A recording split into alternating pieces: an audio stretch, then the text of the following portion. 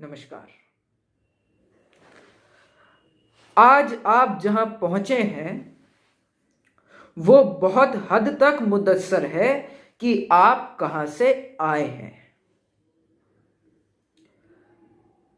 किसी भी देश का युवा उस देश की सबसे महत्वपूर्ण इमारत होता है, उस देश की सबसे महत्वपूर्ण शक्ति होता है। और अगर कोई उस शक्ति पर सेंध लगाने की कोशिश करता है तो वो देश, उस देश का युवा, उस देश का भविष्य पूरी तरह से खत्म हो जाता है। और भारत बदकिस्मती से ऐसा ही एक देश है जिसमें 1947 से वो सेंध लगाई जा रही है। और उस सेंध का शिकार मैं भी बना हूं, आप भी बने हैं। और बदकिस्मती की बात है वो शिकार आज 6ठी क्लास का बच्चा बन रहा है, 7वीं क्लास का बच्चा बन रहा है, 8वीं क्लास का, 9वीं क्लास का, 11वीं क्लास का, 12वीं क्लास का बच्चा भी उस सेंध का शिकार बन रहा है। और यह सेंध 1947 से लगनी शुरू हुई, जो आज तक हम भुगत रहे हैं। 1947 में हमारा देश आजाद हुआ। हमारे पहले शिक्षा मंत्री बने मौलाना अबुल कलाम आजाद, जिनका पूरा नाम था मौलाना सैयद अबुल कलाम गुलाम मोइनुद्दीन अहमद आजाद, जिनका 1919 के पहले भारत से कोई नाता नहीं था, जिनकी पढ़ाई इजिप्ट की अल अजहर यूनिवर्सिटी में हुई।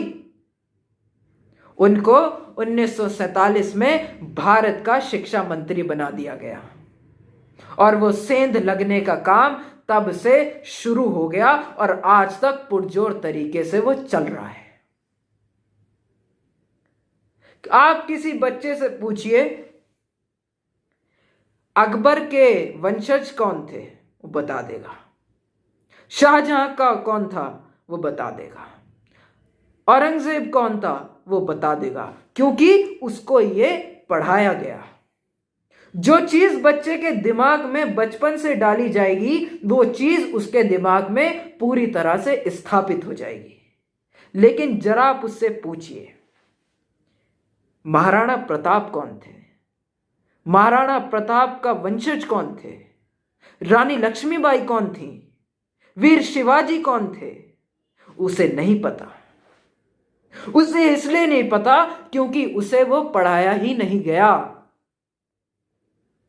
और उसके ऊपर सोने पे सुहागा देखिए, भारतीय संस्कृति को भारतीय माइथोलॉजी कह दिया, भारतीय मनगढ़ंत कहानियां कह दिया। यह कह दिया कि यह तो इंडियन माइथोलॉजी है।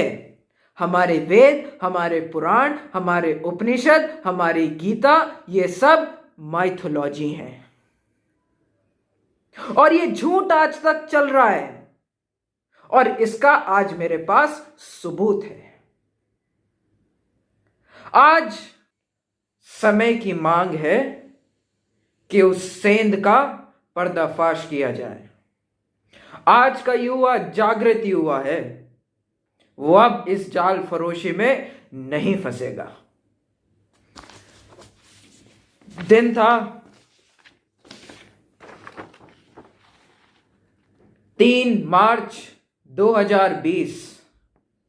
एक युवा ने पूछा कि आपने 12वीं क्लास की एनसीईआरटी इतिहास की किताब में पेज नंबर 234 पर यह लिखा है, even when temples were destroyed during war, grants were later issued for their repair, as we know from the regimes of Shahjahan and Aurangzeb. उस युवा ने पूछा कि आपने पेज नंबर 234 में इतिहास की किताब में लिखा है कि लड़ाई के बाद शाहजहां और औरंगजेब ने मंदिरों को उनके पुनर्स्थापन के लिए पैसे दिए थे, उनके पुनर्स्थापन के लिए, मेंटेनेंस के लिए पैसे दिए थे।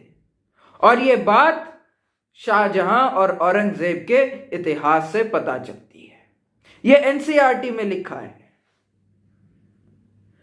बच्चे ने पूछा आप इसका सोर्स बताइए, तो एनसीईआरटी ने जवाब दिया the information is not available in our documents. हमारे पास इसकी कोई जानकारी नहीं है।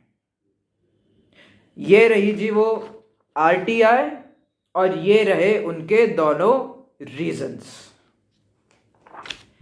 ये वही एनसीईआरटी है जिसको 1961 में कांग्रेस पार्टी के द देन प्रधानमंत्री और भारत के द देन प्रधानमंत्री पंडित जवाहरलाल नेहरू की सरकार के समय में बनाया गया था। वो एनसीईआरटी कह रही है हमारे पास कोई डॉक्यूमेंट नहीं है, और जो ये झूठ लिखा है इसका आज मैं आपके सामने पर्दाफाश करना चाहता हूं। मुगल कोर्ट में, औरंगजेब की कोर्ट में एक इजिप्शियन स्कॉलर थे जिनका नाम था निकोला मनुकी, जो इटली से आए थे। उन्होंने अपनी किताब हिस्टोरिया डो मोगार में पेज नंबर 244-245 पर यह लिखा है कि mean time Aurangzeb had begun to give free play to his religious bigotry. In April 1669, he ordered the provincial governors to destroy the temples and schools and utterly put down the teachings and religious practices of infidels. उसने कहीं नहीं लिखा कि पैसे दिए थे maintenance के लिए। उसने पुरजोर तरीके से लिखा है कि उसने आदेश दिया था मंदिरों को और कला को खत्म करने के लिए, और यह झूठ आज तक फैलाया गया है। मेरे पास इतिहास की किताब है, उसमें पेज नंबर 200-333 पर यह लिखा है कि महमूद गौरी जो एक आक्रमणकारी था, उसने भारतीय कला को, भारतीय संस्कृति को और भारत को लूटने के लिए बाहर से आया था।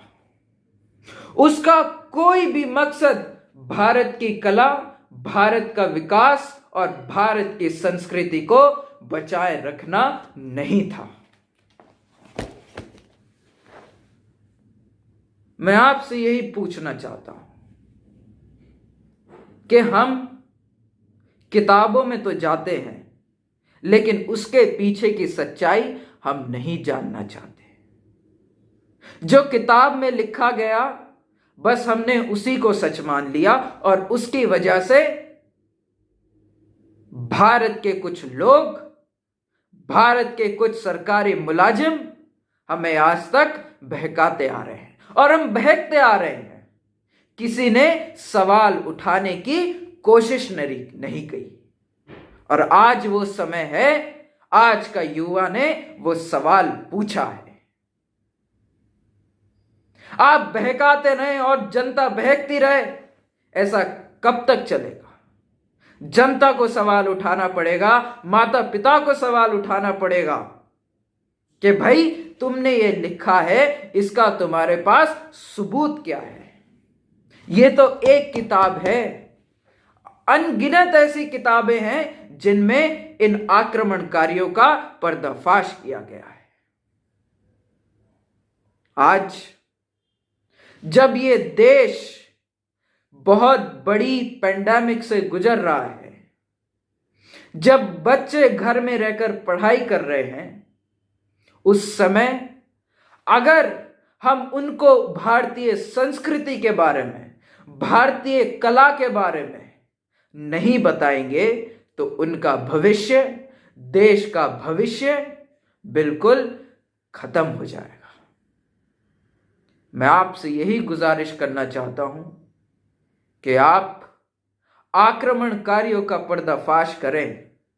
बच्चों को महाराणा प्रताप, रानी लक्ष्मीबाई, वीर शिवाजी की कहानियां सुनाएं, जिन्होंने मुगलों के, अंग्रेजों के दांत खट्टे कर दिए थे।